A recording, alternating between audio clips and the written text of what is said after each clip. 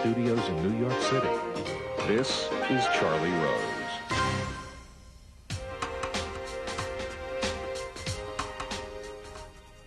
Robert Redford is an artist. He is a painter. He is a filmmaker. He's also an activist, an environmentalist. He is an entrepreneur. He is certainly most of all a father and a grandfather. He is also an actor, and for the past 40 years he has starred in some of the most acclaimed films of our time. Take a look. He runs a numbers racket on the South Side. He owns a packing house, a few banks. Yeah, and half the politicians in New York and Chicago are fixing this world gonna cool him out if he blows on you. I'll get him anyway. Why? Difference that made this country great. And on election day, we won't run away. Vote once, vote twice for Bill McKay. You middle-class honkies. You know, you put together 2 good years. You win a couple of spots. Well, I just hope you don't end up asking yourself the question some folks ask me. What's he do it for? Well, I'll be famous. I'll be a champion. The world's full of them. I don't want to find out one day that I'm at the end of someone else's life. I'm willing to pay for mine, to be lonely sometimes, to die alone if I have to. I think that's fair. Not quite. You want me to pay for it as well. No, you have a choice. And you're not willing to do the same for me. Okay, you make the rules. That's right. That's right. And you ain't been playing by him. All these other guys play by him. Don't you remember signing a contract? Yeah, I remember signing a contract to play ball, not to be put to sleep by some 2-bit carny hypnotist. I won't do that. You're going down. It took me a long time to get here, Pop. I won't do it. Telling you it's a waste. That's what I'm telling you. And that those men and their families are only going to get hurt. And that nothing is going to change. Nothing. And after jail, after 5 or 6 years of bad blood, when it's practical for some fascist producer to hire some communist writer to save his ass because his hit movie's in trouble, he'll do it. They'll both do it. Suppose I were to offer you $1 million for one night with your wife.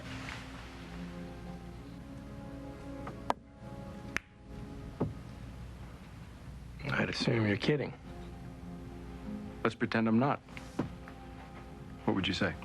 People are trying to kill me. Who? I don't know. But there's a reason. There is a reason. And I just need some safe, quiet time to pull things together. Waste some money so you can die someplace warm. Don't ever touch it. Not for anyone, ever. Okay. Is that it? Don't ever risk your life or your career for an asset. If it comes down to you or them, send flowers. That's called a body of work. I guess so. Your life in front of you. Jesus. Remember, This Is Your Life, that show? Well, we don't have a string of people coming out here to tell you that. Thank God. But we have this. And you're proud of this. Yeah, I am. You're proud that you became an actor. Glad I was proud. I don't know about proud, but I'm glad. Yeah. I don't, if I think back on it, I don't think there was any choice. Really? No. No But choice. I think it was a life-saving choice, if you want to know the truth. Why no choice and why a life-saving choice? Well, I think things that are really fundamental. Thinking about a book I read once by Hillman, James Hillman, and it was called The Soul's Code, and he talks about this thing called the acorn, something you were meant to do or be. And some people miss it, some people get it, some people get it at different times in their lives, but whatever it is, it's the thing that you came into this world meant to do. And he called it the acorn, and I guess that's what I'm talking about, the thing that you were meant to do but didn't recognize it in your journey getting there, but when it hit, you knew it was right. That's what I mean. Okay, I want to come back to that, but here's what you said in your acceptance speech at the Oscars. You said, I am seeing in the rearview mirror something I have not thought about much called history, and what moves me tonight is that I'm being joined by colleagues and peers to reflect on that history. There is really 2 areas. One is my personal work, which is most important to me, and the other is trying to put something back into an industry that has been good to me, and of course Sundance is a manifestation of that. My point, you were put here, according to Hillman, to do something, and you're lucky if you find it. But for you, it was both. It was acting, directing, making films, and creating a place where people could have an opportunity to learn the craft.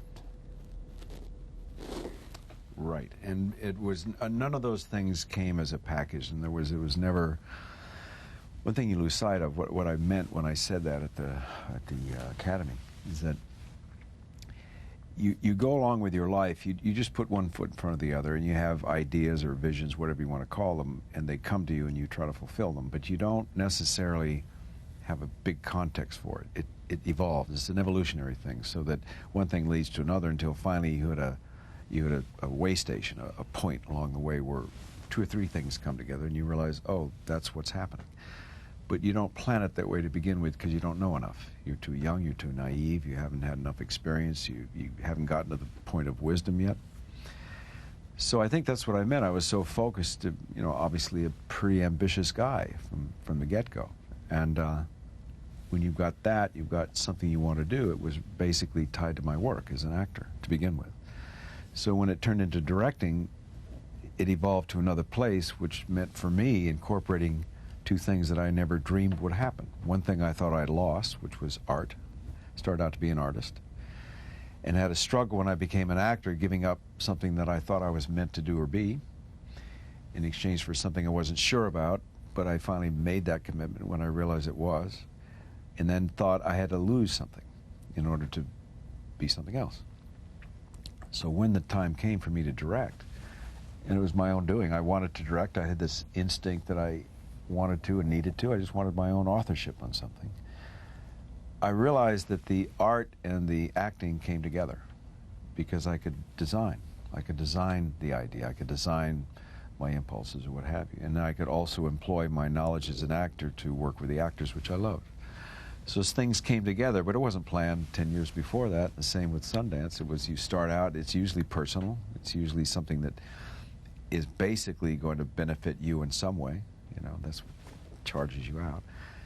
For me, it was creating or attempting to create a mechanism where new artists, young artists, just new artists, would have a chance to sustain the importance of their independent voices, because the world was going to change. That was inevitable.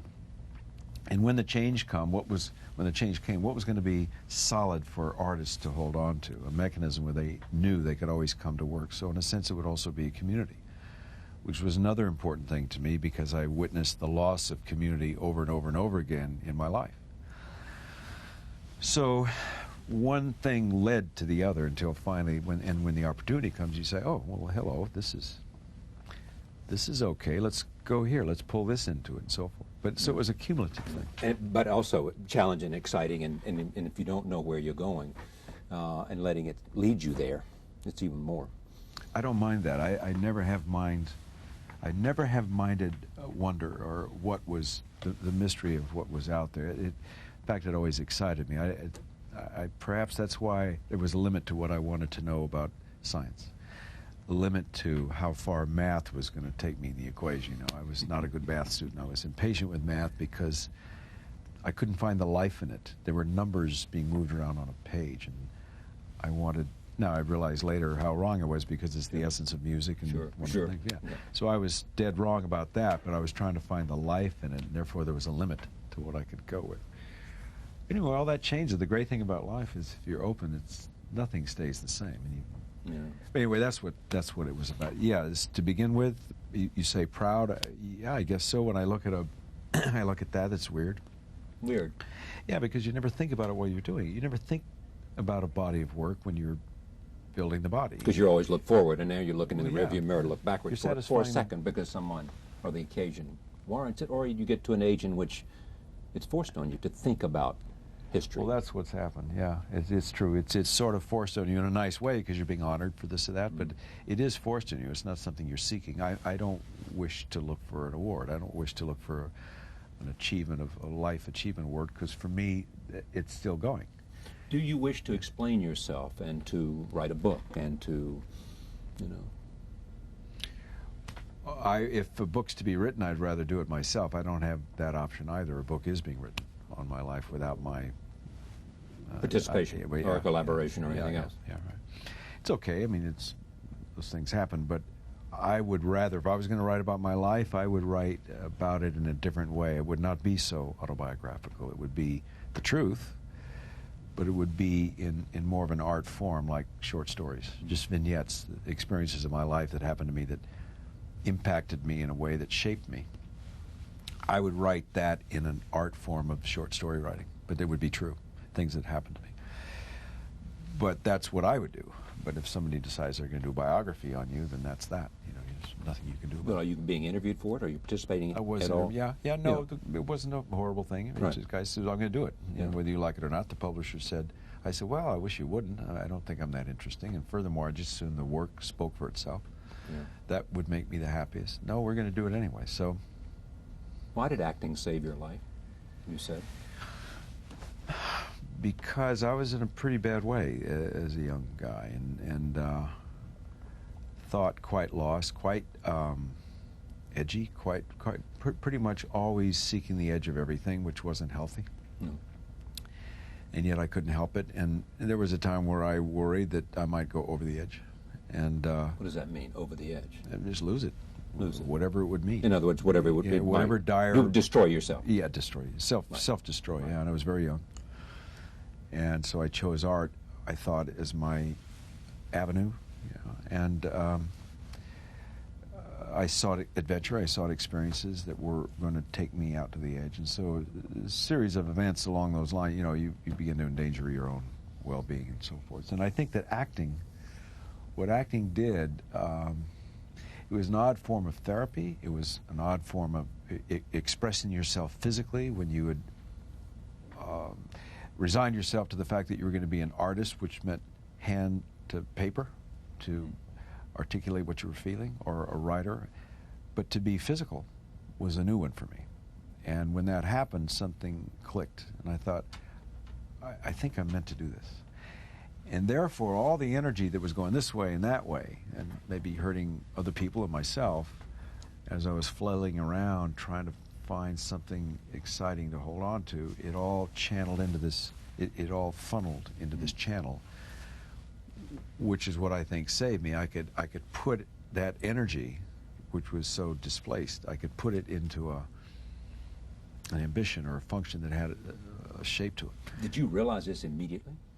I mean, once you got on stage, or once you got in? No, I did. So for a long time, I thought, I'm not supposed to do this. So you almost rebelled against doing it? Yeah. Because what? It was something...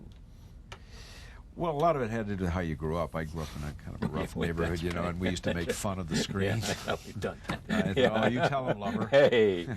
As I'm trying to put my arm around the girl in the thing, trying to show that I'm better than the, and exactly. Or just rousing up the audience, just tearing up the audience, trying to be a jerk, and suddenly you're on the screen. Yeah. And it's kind of a strange justice there. When did you? But you knew you liked it, but you rebelled against it, or not? I mean, because it was physical, it was a convergence, it was all that stuff. Yeah. I think I fought liking it because I didn't think I was supposed to, and I fought liking it because I thought this isn't strong enough, deep enough, all those things you do. And then finally, you just settle out. A couple of years in, you say, wait a second. You have to acknowledge the reality. The reality is that you are most happy when you're doing it. You're most focused, and you can take all that stuff and you can focus that energy into creating a character or inhabiting the space of a character and completely inhabiting it. That felt terrific. Are you today most of all an actor? Most of all? I think in my heart I am, yeah. I think in my heart. There's a lot of things that have confused it or grayed it out.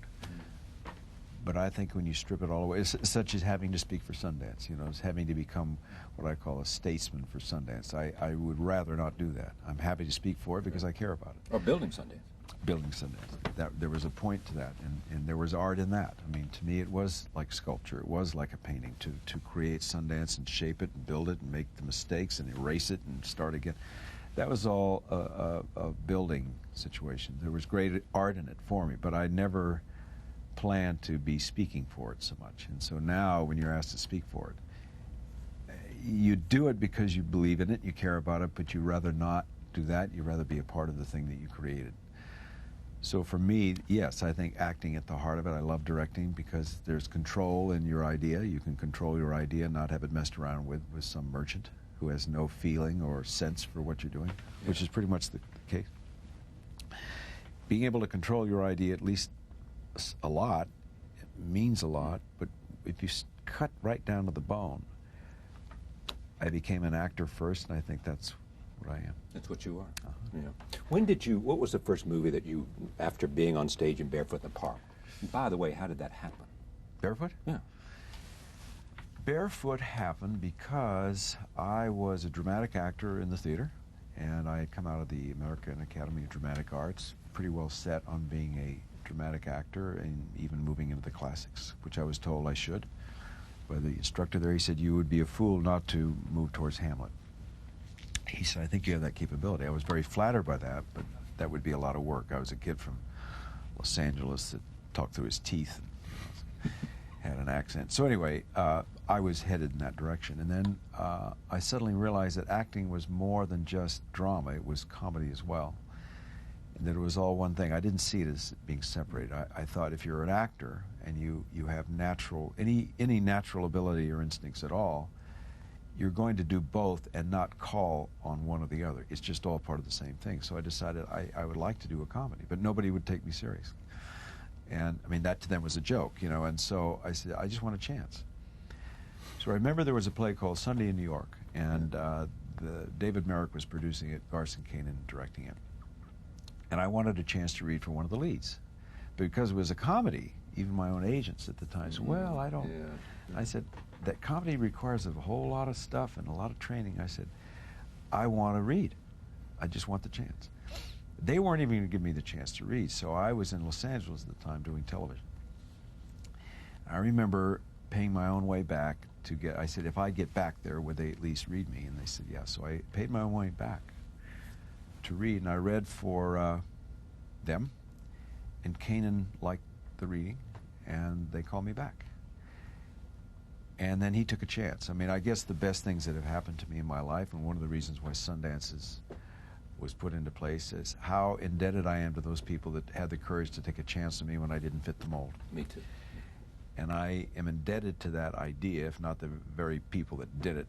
So I want to recreate that for somebody else. So that was one of them. The fact that Garson Kanin said, I don't care that he's not had comedy experience, you know, in a profile. I think he can do it, and I'll do it. So I did it. And there was just enough success to it, I think, that I became a candidate for a comedy that was coming 2 years later with Mike Nichols, his first directing thing, because Mike was a skilled comedian. It just went into that area, and I did it. It always felt comfortable. It never felt awkward or difficult. It always felt like part of the same thing. So that's how I got into comedy. And how'd you get into movies? Movies, well, actually, it was kind of funny. I did a movie in 1961. I don't think anyone ever saw it. It was a black and white film. It's where I met Sidney Pollack. Right. And he was an actor, and I was an actor. He played my commanding officer. And so for many years, nothing changed. But through about 6 films. Yeah, right. But it was a little black and white film shot in Topanga Canyon, California, by two brothers out of UCLA that were part of a new wave right behind Kubrick. And it was a weird film. It was only 3 weeks. It was a $300,000 film, low budget, black and white, about war, about the realities, the psychological slice of life reality about war. And it was an interesting cast, and that I did, but it didn't feel like a movie. It didn't feel like a film in terms of what I had in my mind about film. It didn't feel like much. 3 weeks. And so I went back to Broadway. I went back to the theater thinking, well, that wasn't much of anything. And then years later, I came, after the success of Barefoot in the Park, that opened up avenues to do film. And I came out to do my first Hollywood film, which was Inside Daisy Clover with Natalie Wood. Right. And then there were 3 films in succession, right back to back. This Property is Condemned with Natalie. Yeah. Directed by Sidney? Or not? This probably was, Sidney, yeah. And then the third one? It was The Chase with Arthur Penn and Marlon Brando. There was, well, Inside Daisy Clover, that was Bob Mulligan. Alan Pakula was the producer. That's how I met Alan. Yeah. And they were just very back-to-back. I was still in my 20s. And wasn't sure how I felt about film. And from all those experiences, I still wasn't sure. So I took a year off, took my family, a couple of kids were already born, and went to live in Greece and Spain for a year because I wasn't sure I wanted to continue. And that's what I weren't made. you sure about? Because I wasn't sure I didn't want to really be an artist in return to that. So you tried this thing, and you're yeah. still saying to Hillman, what am I destined to do? Right. Yeah. And films weren't that satisfying to me at that time. I mean, it was nice to do a Hollywood film. Yeah. It didn't feel right to me, and I thought maybe it's because this isn't what I really want to do, and it wasn't that satisfying. So I laid off for a year, came back, and it was a rocky time. I think until I could produce my own film. I think that really kicked me into another chapter of my life, another gear. That was Downhill? Downhill Racer. And then a series of films through the 70s that I could produce. So, and then BN, and so you felt more of a part of the design of your character and so on. Yeah, you were going to do, and you've talked with me about this, I know there's this notion of doing a trilogy. Yeah. About Downhill Racer, The Candidate, and one about business, too. Business, yeah. It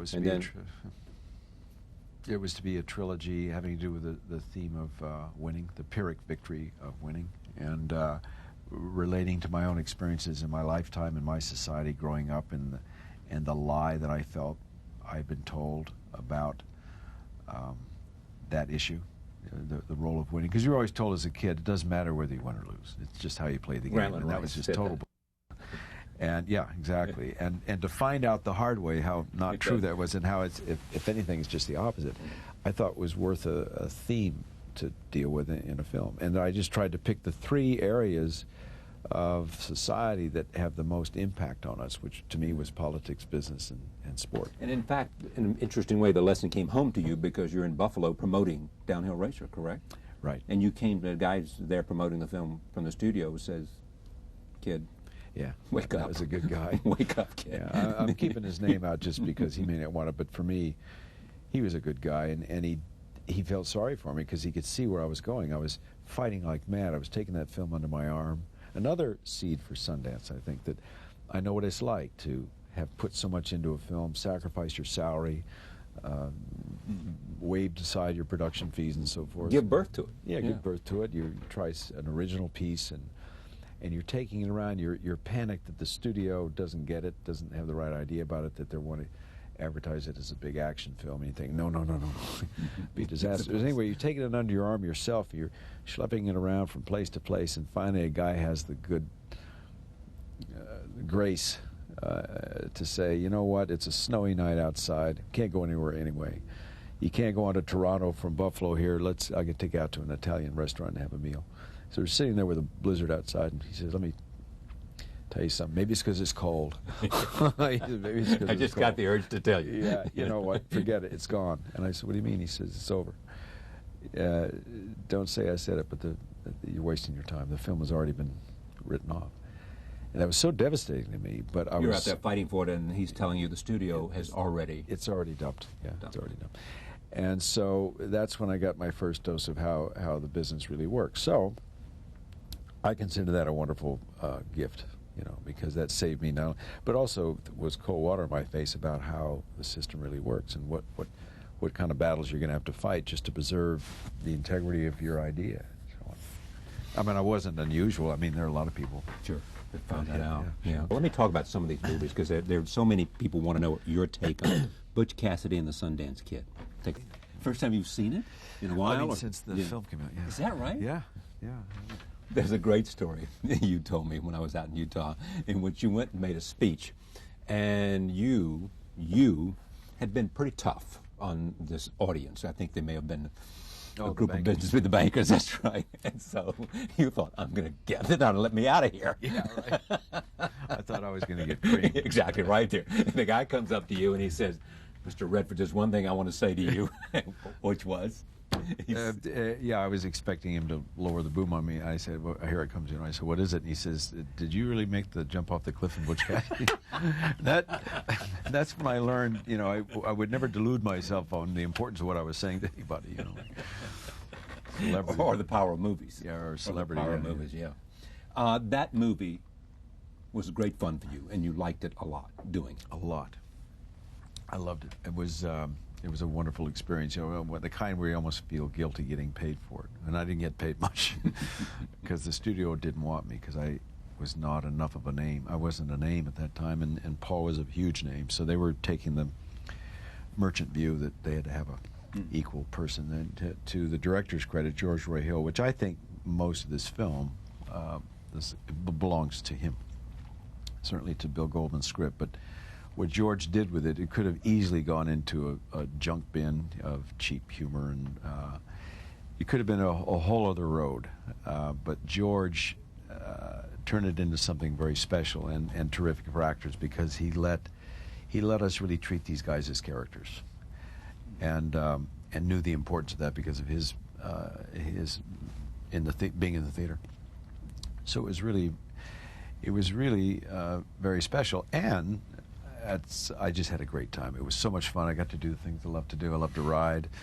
I suspect there was some part of me that always either felt like an outlaw or maybe one time wanted to be one, and then you get to do it in an atmosphere that you love, the environment of the West, which I obviously love. Shooting, be able to do your own fast draw stuff. All that was great fun. Then there was just the relationship with Paul, because he was such a good guy and generous, and he and I were able to take a certain kind of bonding that took place that started with being serious actors and that went to another place where we just had fun and were able to take that into the characters. So it was a very special experience. And then The Sting came and followed that later. Yeah. Same thing. Same thing, and not quite as much fun because we didn't have as much time together on the screen. It's kind of a sleight of hand. If you think about it, we didn't have that much time on the screen just because of the way the movie was constructed.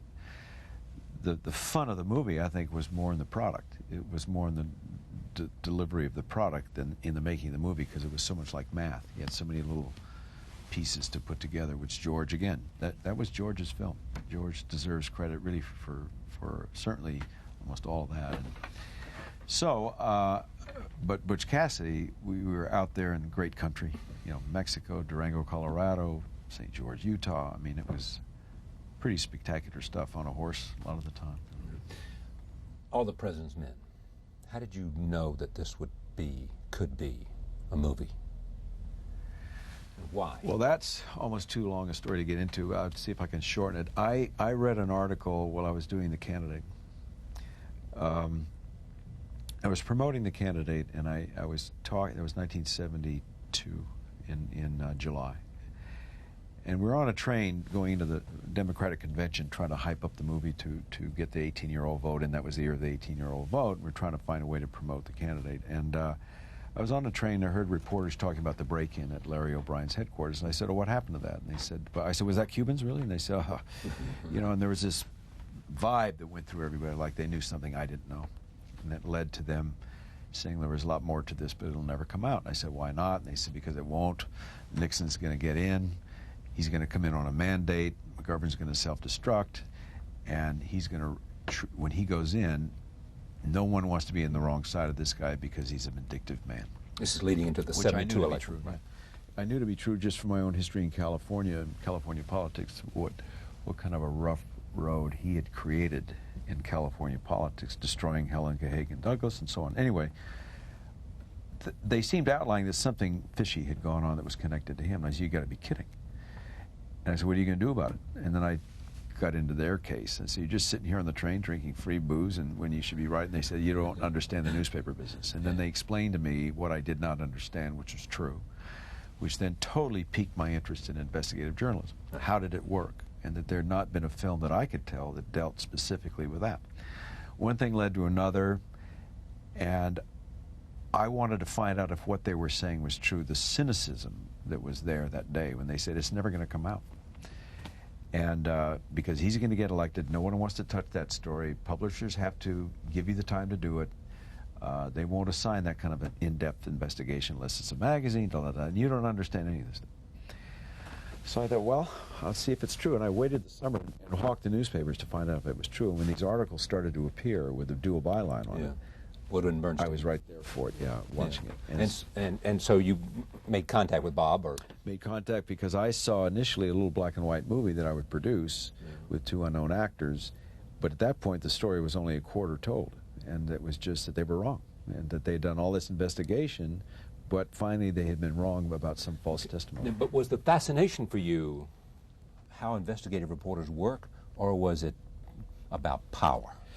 It was both. It was the investigative reporting and how it worked was the least of it at that time. I have to confess to a prejudice against the kind of thinking that Nixon represented. Right.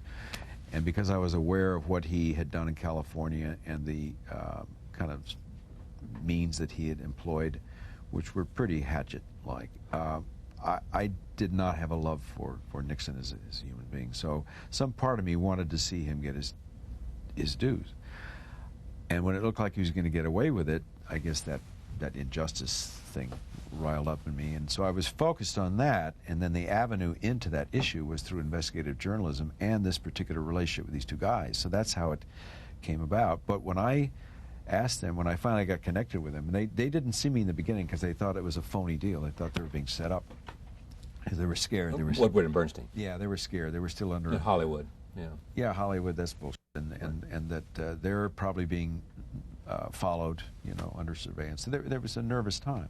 When I finally convinced them that I was interested in telling a story about their relationship, doing stuff that no one else was doing, they got interested, but then they said, we have to write a book. So then they wrote their book, and I had to wait. So that's how it happened. Roll tape, All the President's Men. Here it is. Question I have, you haven't watched these movies in a long time. No, I haven't. No. And some of them I haven't, not at all, yeah. But you've seen this before, Not since the release. So if it's I saw enough of it in the editing room. Yeah. But you produced it. Produced it. Pakula directed it. Mm-hmm. And Bill Goldman wrote the script. He wrote the first draft. It was much reworked after that. Directing. Roll tape. This is a montage of some of the films that Bob has directed. Oh no. Oh no. Don't do that. Not Marty. I saw Marty 3 times. The Best Picture from 2 years ago, and I don't know it? Someone of your intellect, and it's such a simple question. Don't you see the drama of that? I know how hard it must be to have lost your best friend and how your part had been different from how you'd like it to be. But one day, somebody will look at this extraordinary woman that you're becoming. All they'll see is how much they love you.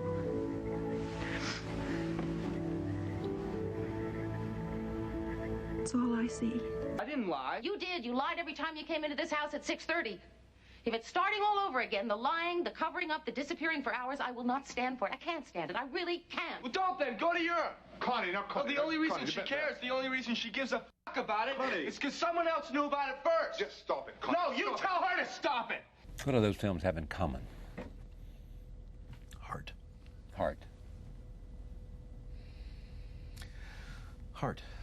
When you strip away all the layers of complications and accidents, and you get down to what's fundamental for human beings and connecting with each other or losing connection with each other, I think the issue is heart. I mean, that's at least what's on my mind when I'm doing these films is where is the heart in this piece?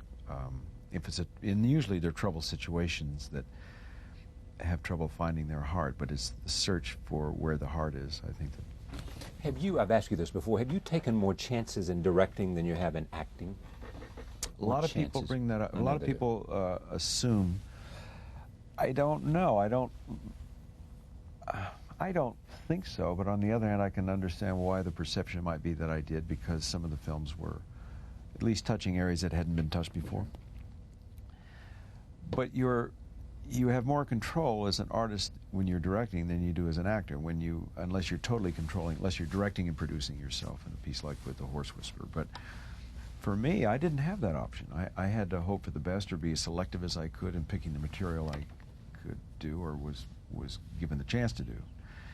But what I ran into so early on was a stereotyping of the kind of character I should be to suit standards for Hollywood or what have you, commercial standards. So it hemmed you in? It did somewhat. I remember earlier in my career being pretty wild about things I wanted to do because in my early life, like The Iceman Cometh, Eugene, I played a suicidal kid that was a neurotic mess, just a neurotic wreck. I played killers and rapists and all kinds of, particularly neurotic, deranged characters in television when I first started. All that's pretty well forgotten, if ever known, because that's most of those films. I'm not even sure they're on. Twilight Zone shows up a lot, but suddenly with comedy and Broadway and moving into a more commercial area, I got into those films that were commercial, and therefore I'm seen as a certain way. Therefore, you're going to be cast a certain way. So I had a struggle getting to play different characters. Even a Jeremiah Johnson or somebody like that. Oh, that was huge. Oh, unbelievable. I mean, the resistance to that. And I remember wanting to do a film in 1982 about the rainforest involving a Jesuit priest and a project manager for what would have been the equivalent of D.K. Ludwig's company, going down there ripping out gigantic sections of rainforest to produce third world business. And they were destroying the environment, they were destroying native tribes and so forth. I thought that was a pretty great piece, and I wanted to play the villain in it. I wanted to play the project manager who is designing to do this, and comes into clash with the Jesuit priest, who he thinks is a phony priest, who's just looking for a radical cause. And the real hero of the piece was this native in the middle that rises up and says a pox on both houses, and leads what would be the equivalent of the Yanomami Indians. We're the people who have the most interest. Yeah, and that's just the studio just wouldn't affected. Wouldn't go and they there. said no. No, that one you're going to play a villain and that you die in the end. I don't think so. So, go ahead. I mean, just the idea is, I mean, you clearly wanted to. You clearly had wanted to push the envelope in terms of the kind of characters. You weren't hemmed in by Bob Redford doesn't do that because he looks this way, because he's a hero, because of any of that. Right. I don't think, by the way, in retrospect, this whole business of hero, because I've heard that a lot. You know, you play a hero and then it's automatically somebody wants you to play a villain. Yeah. You play a villain, they say you ought to draw a hero. I mean, that's just always the way it goes. I never saw there was anything wrong with that. I remember having a conversation with a critic for Newsweek magazine after Jane Fonda and I had done a piece, and he said, his review said... Is it Electric Horseman or something like that? Yeah, Electric Horseman. He said, the review said these two characters, these two people, Fonda and Redford, carry a certain amount of weight and so forth. Why won't they play a real bad couple, or he play a bad guy and she play? Why the heroic characters? As though there was something wrong with that. So when I met the guy for an interview, I got on his case for that. I said, why? Is that a bad thing? If you play that, is that a bad thing to play? You should. Are you suffering yourself so that it bothers you to see heroes because you're so unheroic yourself that you can't take the idea of somebody playing? What's the story here? Why is it? I agree with you. I like to play villains because they're really more fun to play. You carry more weight as a hero.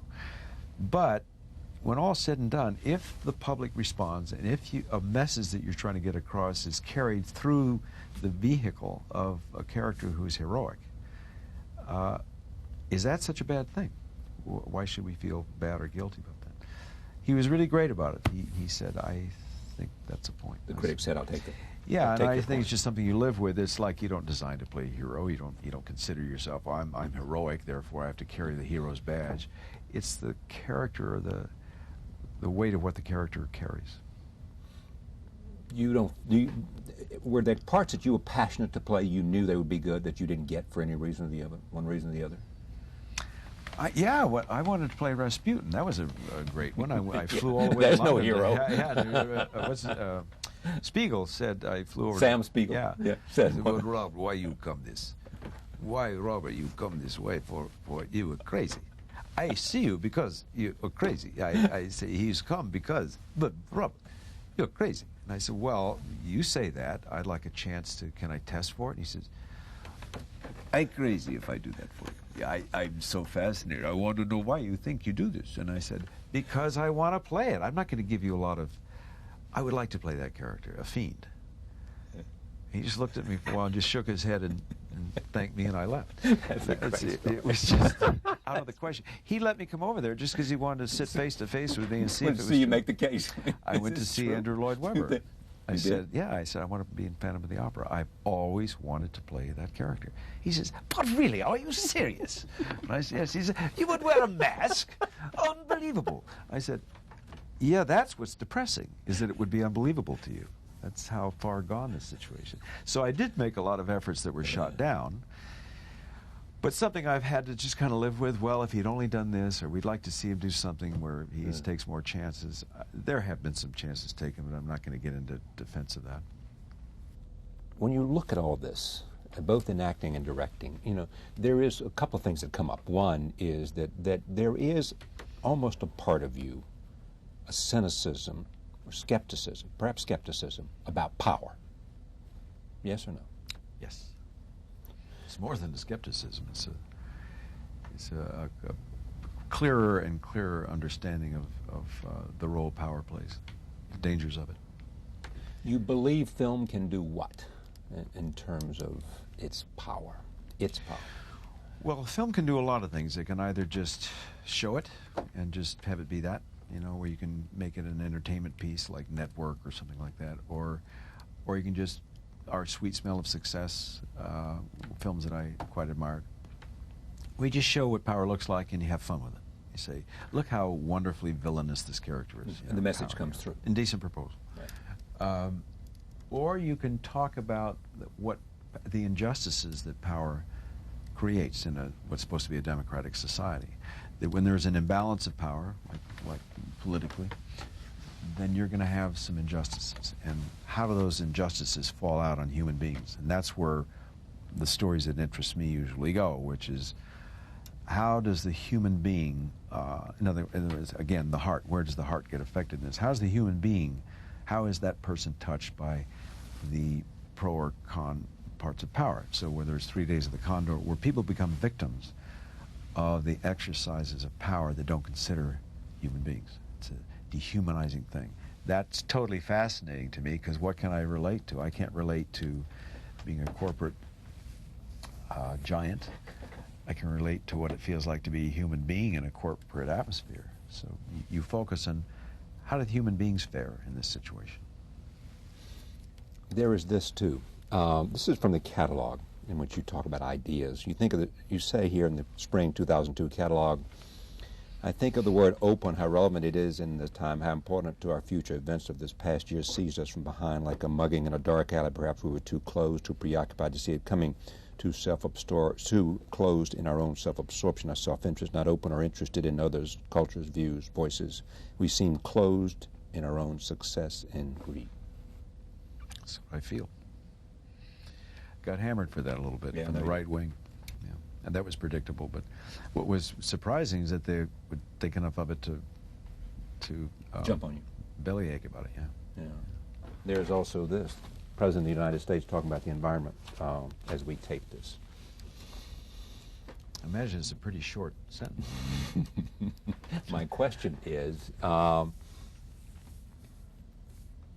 this environmental drive for you, it comes from living on the land? It comes from what? It comes from several things. I think probably all of there is a point, Charlie, where all this comes together, where all things, as the river runs through it, says, where all things are one.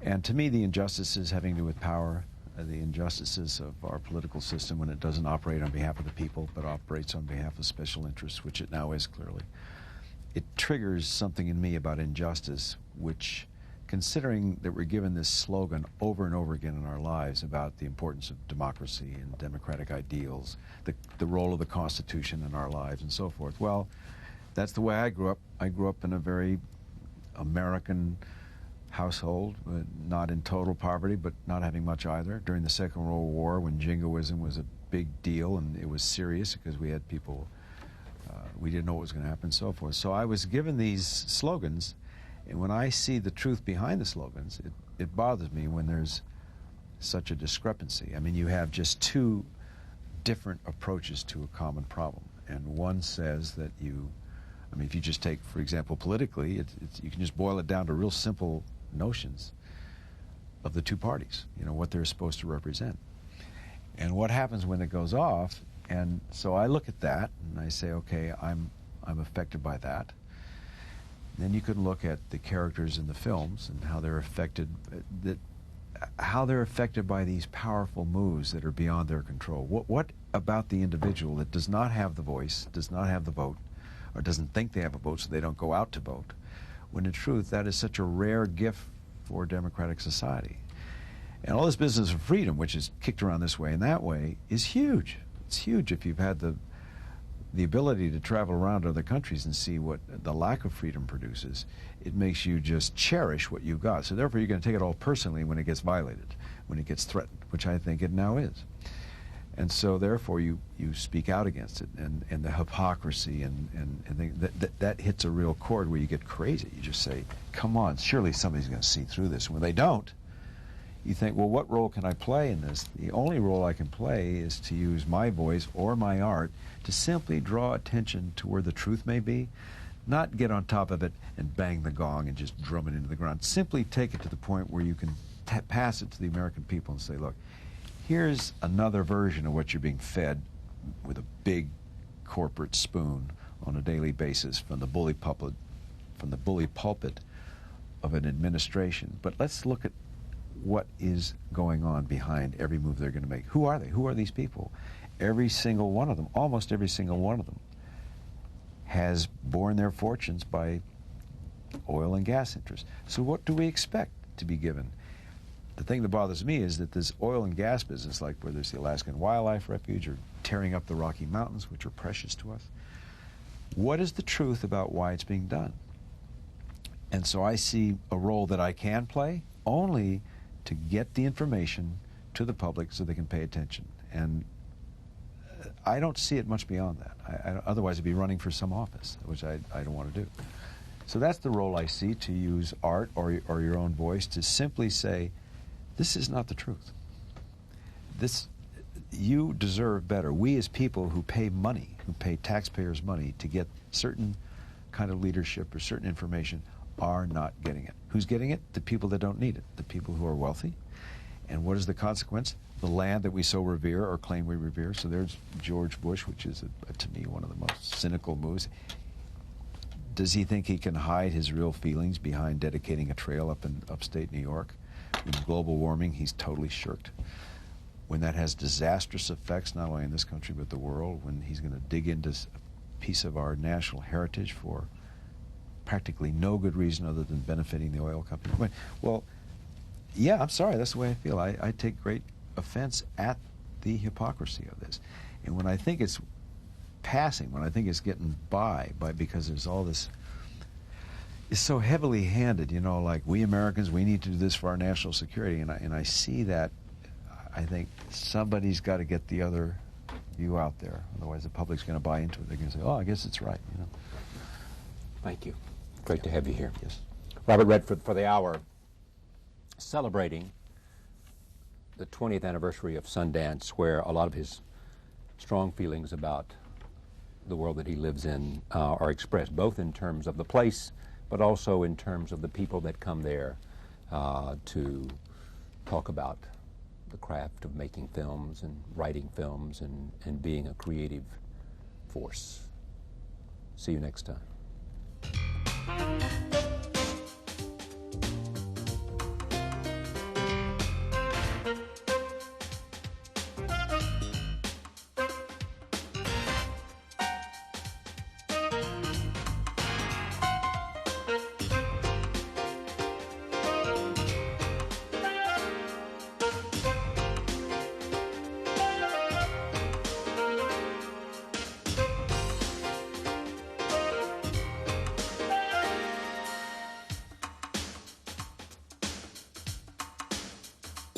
you.